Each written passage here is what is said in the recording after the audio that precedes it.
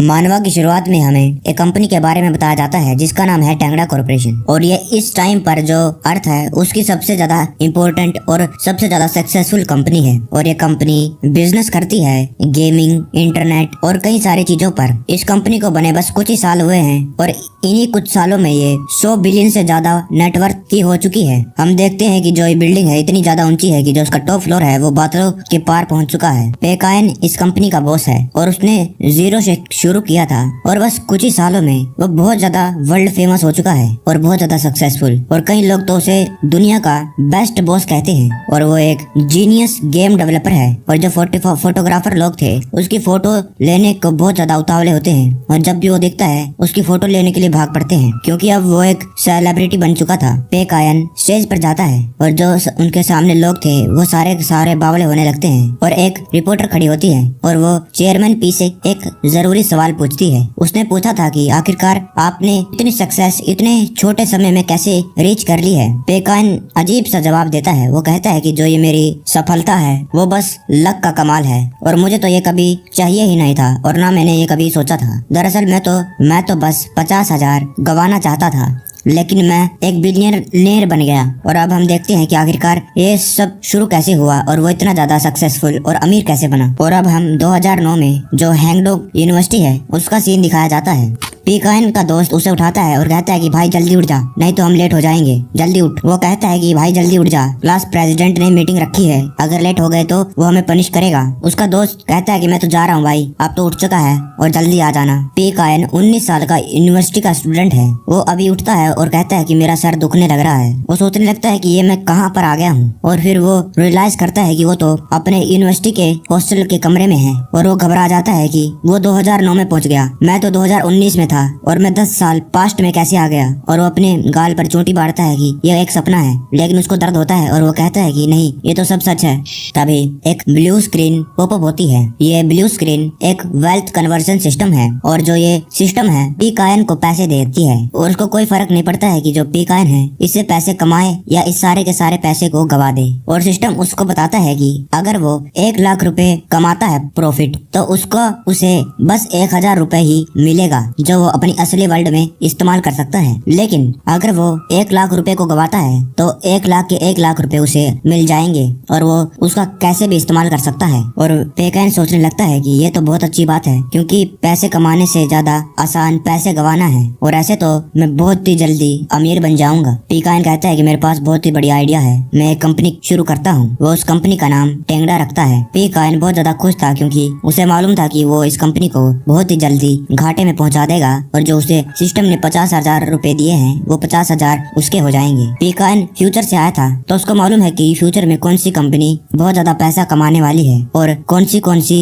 चीजों से उसे दूर रहना है जो फ्यूचर में और ज्यादा सक्सेसफुल हो सकती है। पेकायन जल्दी से जल्दी इस कंपनी को घाटे में पहुंचाने वाला था ताकि उसको रियल लाइफ में अच्छे खासे पैसे मिल सके। पेकायन ने कंपनी तो बना ली थी लेकिन उस कंपनी में वो क्या करने वाला था उसे कुछ मालूम नहीं था। पेकायन अपने दिमाग में मीटिंग बिठाता है कि उसने कंपनी तो बना ली लेकिन अब इस कंपनी में वो क्या करेगा। वो कहने लगते हैं कि उन्हें एक ऐसी फील्ड में जाना चाहिए जो बहुत ज्यादा पॉपुलर नहीं है। और वह कहने लगता है कि पैसा कमाना इस सिस्टम से बहुत ज्यादा इजी है लेकिन कई सारे रूल है। वो इलीगल इन्वेस्टिंग नहीं कर सकता है, वो क्रिप्टो करेंसी नहीं खरीद सकता है और वो जानबूझकर किसी आइटम को महंगा नहीं खरीद सकता है। उसे ये पसंद नहीं था कि उसे इतने सारे रूल फॉलो करने पड़ेंगे और अगर उसने कोई भी रूल तोड़ा तो उसे पनिशमेंट मिलेगी। और पेकायन सोचने लगता है कि जो ये वर्ल्ड है इतना ज्यादा अलग नहीं है जो उसका ओरिजिनल वर्ल्ड है उससे, बस इस वर्ल्ड में थोड़ी सी टेक्नोलॉजी बहुत ज्यादा तेजी से प्रोग्रेस कर रही है और जो कॉपीराइट प्रोटेक्शन लॉज हैं वो भी बहुत ज्यादा स्ट्रॉन्ग है। और फिर पेकायन को आइडिया आता है कि वो गेमिंग फील्ड में जाना चाहता है। गेमिंग फील्ड बहुत ज्यादा एक्सपेंसिव है और वो बहुत ही जल्दी उसमें बहुत ज्यादा पैसा गवा देगा।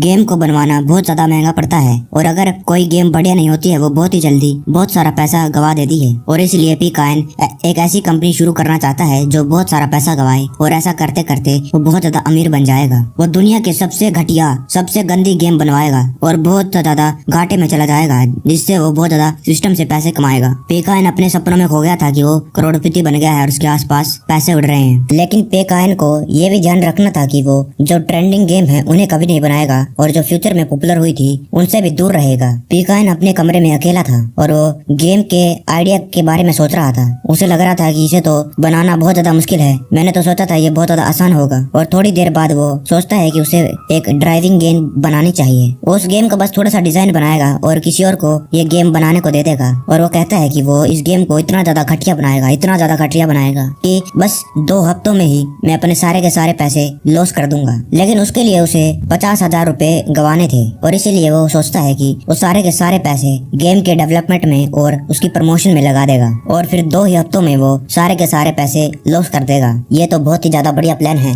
और 20,000 रुपए जो गेम में गाड़ी थी उस पर लगा देता है और दूसरे 20,000 रुपए जो गेम के आसपास पहाड़ थे उसको बनवाने में लगा देता है। लेकिन क्या पता लोग इस गेम को खेलने लग जाएं, इसीलिए मुझे कुछ और अलग करना होगा जिससे जो गेम खेलने वाला है वो इस गेम को खेलते ही छोड़ दे। और फिर पीकाइन को एक आइडिया आता है और वो इस गेम में कई सारे लेफ्ट राइट मोड रखेगा ताकि जो ये गेम है बहुत ज्यादा मुश्किल बन जाए। और वो इस गेम को इतना ज्यादा हार्ड बनाएगा कि जो प्लेयर है उसको अपनी रियल लाइफ के 8 घंटे लगातार चलाना होगा ताकि वो जो इस गेम का सिर्फ लेवल 1 है वो पार कर सके। और कहता है कि ये तो बहुत ही बढ़िया प्लान है और मैं तो एक बहुत ज्यादा जीनियस हूँ और कोई भी इस गेम को अब पसंद नहीं करेगा। 2 घंटे बाद उसकी गेम जो उसका डेमो था वो तैयार हो जाता है और कहता है कि चलो एक बार मैं खुद इसको ट्राई करके देखता हूँ। और पीकाई उस गेम को बस थोड़े सी मिनटों के लिए खेलता है और कहता है कि ये गेम तो बहुत ज्यादा घटिया है और मुझे खुद यकीन नहीं हो रहा है कि मैंने इतना घटिया गेम बना दिया। ये तो बहुत ज्यादा बोरिंग भी है, ये गेम बोरिंग, घटिया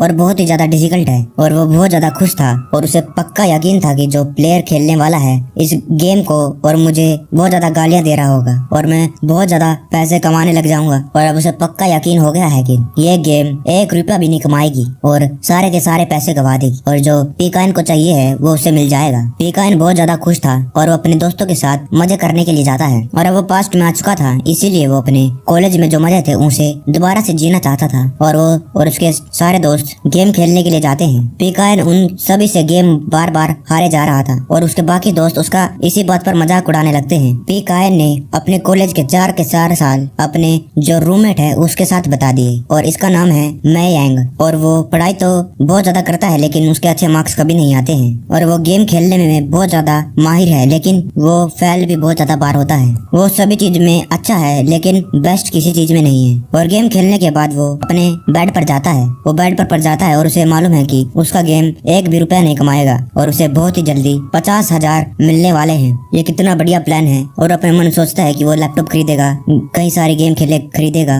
और इतना सब वो सोच ही रहा था, हमें एक यूट्यूबर से दिखाया जाता है जो एक गेम खेल रहा था और वो पैसे कमाता है जब कंपनियां उसको पैसे देती है उनकी गेम खेलने के लिए। और जो काव लैंग है वो बहुत ज्यादा घबराने लगता है क्योंकि अभी इस हफ्ते में कोई भी नई गेम रिलीज नहीं हुई है और उसको कोई भी पैसे नहीं मिले हैं और इसके यूट्यूब पर व्यूज भी बहुत ज्यादा कम आने लग गए हैं। और फिर वो कोई नए गेम को ढूंढ रहा था तभी उसे पीकाइन की गेम दिखती है। इस गेम का नाम था लोनली डेजर्ट हाईवे और बस ये 1 रुपए में बिक रही थी। और वो बंदा काव कहता है कि बस इतनी सस्ती, मुझे नहीं मालूम था गेम्स इतनी भी सस्ती बिकती है। और वो गेम के बारे में थोड़ा पढ़ता है, उसमें लिखा था कि ये गेम प्लेयर्स की जिंदगी बदल देगी।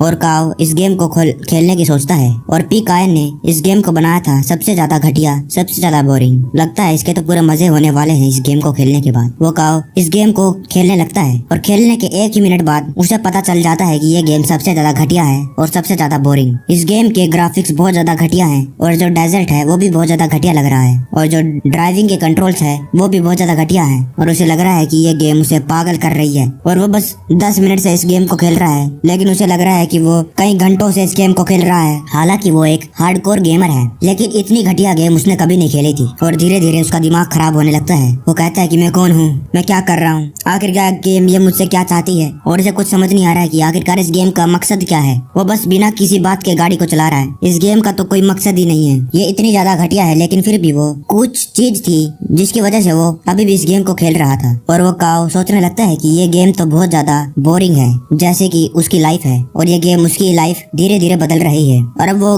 गेम खेलते खेलते थक जाता है और कहता है कि मुझे थोड़ी देर के लिए आराम करना है, मैं थक चुका हूँ। लेकिन वो पॉज बटन दबाता है लेकिन उसे पता चलता